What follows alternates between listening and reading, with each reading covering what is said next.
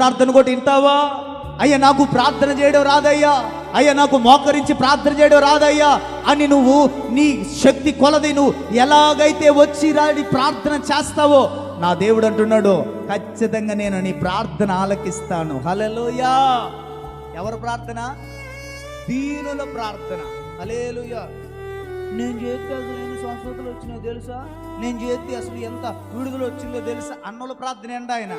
హల్లెలూయా. డ్రమ్ములు కొట్టుకునే వాళ్ళు ప్రార్థన ఎండరో. హల్లెలూయా. నేను చేస్తే ఎన్ని కార్యాలు జరిగినాయి అన్నోడు ప్రార్థన ఎండడో.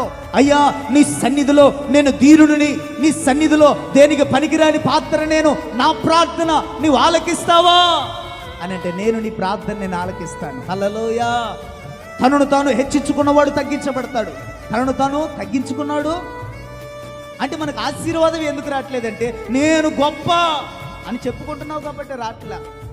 దేవుని సన్నిధిలో అంటే తనను తాను తగ్గించుకున్నవాడిదే మందిరం. హల్లెలూయా. హల్లెలూయా.